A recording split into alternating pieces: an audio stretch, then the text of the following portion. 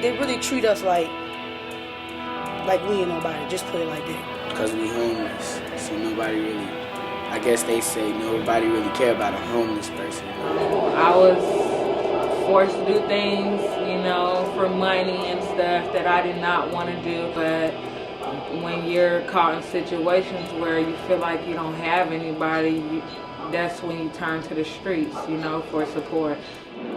Open your eyes and help us.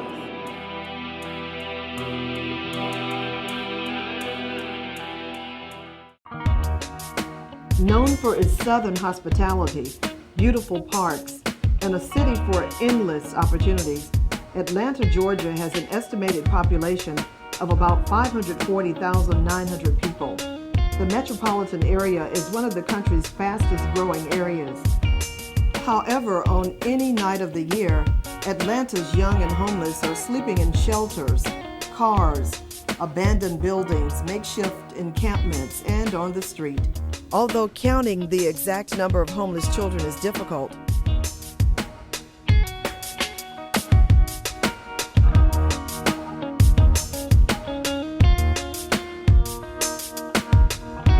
I never knew. All I knew that there was millions of homeless people. I never even knew that there was about 60,000 in Georgia. Honestly, that kind of hurts right there. When I think of homeless people, I usually tend to think of, older African American male, not necessarily women, but those that really, went through hard times and probably had, drug addictions. Deprived of having a home, someone who lives on the streets. Unfortunately, another thing that comes to my mind, someone who probably their fault that they're on the streets or made mistakes or something of that, even though it's not always that case, but that's just the first thing that comes to my mind. many people have misconceptions that homeless people are too lazy to work, addicted to drugs, or even alcoholics. However, this epidemic has several causes. Many of Atlanta's newly homeless are children, victims of job loss, physical illness, domestic violence, and even natural disasters. Not only are they unable to find childcare, a safe place to sleep, but they must also try to find employment during our country's worst economic time.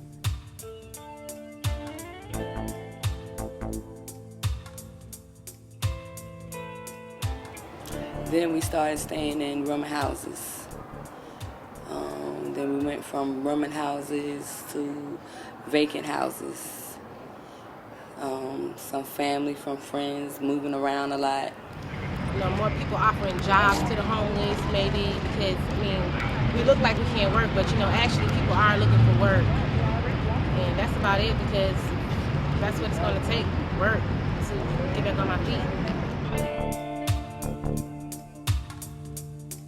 Community Teen Coalition is a nonprofit organization that focuses on empowering and mobilizing at-risk youth through entrepreneurial education. The program provides Atlanta's youth with jobs and training through its Italian Ice vending cart program. The coalition has taught me how to interact well with people and the importance of going to school, getting an education, and having a job. Because last year when I was homeless and I did not attend school, I was very upset. But now that I am in school, I'm very happy because I'm learning new stuff every day, and I'm very smart. So I plan on going to college, and I want to be a lawyer or a respiratory care technician. According to recent federal data, during the 2008 to 2009 school year, nearly 24,000 homeless children and youth were enrolled in Georgia's public schools.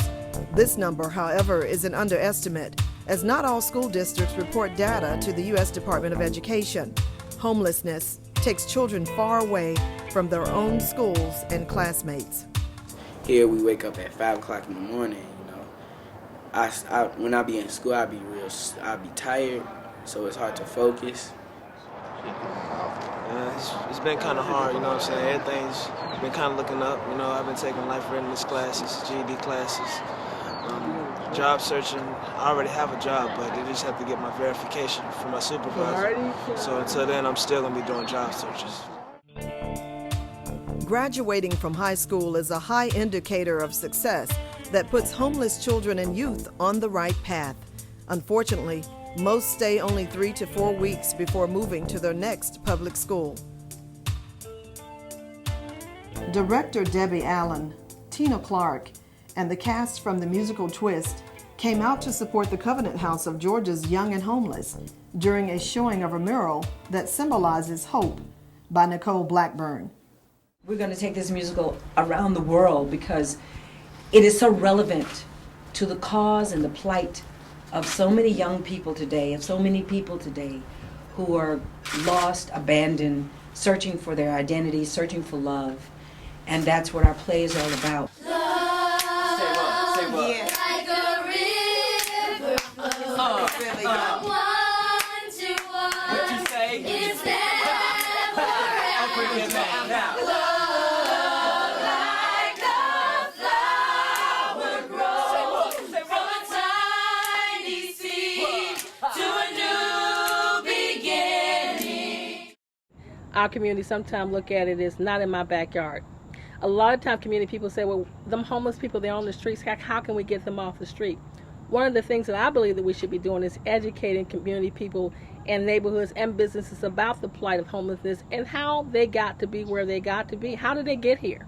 The constant barrage of stressful and traumatic experiences has profound effects on the emotional development of homeless children. The FBI named Atlanta as one of the 14 cities in the nation with the highest incidence of children used in prostitution. Most girls are lured into the trade, often coming from broken homes and foster care. Airlines and hotels play a critical role in the global human trafficking industry by providing transport and lodging to criminals. Typically, the clients are businessmen flying into a city for work and connect with exploited children via pimps who advertise online. Sites such as Craigslist, Got Folks, and SipSap, to name a few, give child predators, pimps, traffickers, and pedophiles the ability to solicit, stalk, lure, and recruit children. Prostitution, some people may think it's a good way to get fast money. It's not a good way to get fast money. That's selling yourself short. That's pretty much selling something that's worth more than what money can buy.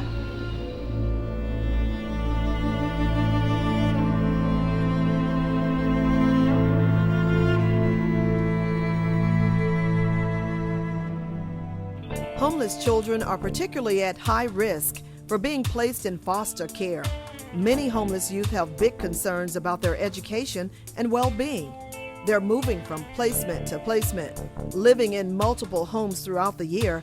They attend multiple high schools, and then it becomes a risk of losing high school credits and a quality of life. A lot of people like to refer to foster kids as the forgotten children, and I don't so much like that term, because they're absolutely not forgotten, at least not by me anyway. Raising awareness is what we're doing tonight by not just letting a child graduate by themselves, because a lot of times foster children don't have anybody at their graduation. I had one person at my graduation. One of my foster mothers came. Lauren is one of the success stories that shows the value of program services for at-risk youth. Through collaborative efforts with the Georgia Department of Community Affairs, Covenant House Georgia developed a 26-bed supportive housing initiative known as Rites of Passage. Lauren and many other Covenant House youth are required upon entering the program to either work full-time or work part-time and attend school full-time. In 2009, Lauren was able to defy the odds. He received his GED, enrolled in Georgia Perimeter College, has maintained stable housing, been employed for over a year, and in the future he plans to attend UGA. Studies predict adult homelessness will rise 20% in coming years. Youth homelessness will rise 40% based on families losing their homes and current financial situations. Homelessness affects more than just an individual or a family. It affects the whole community.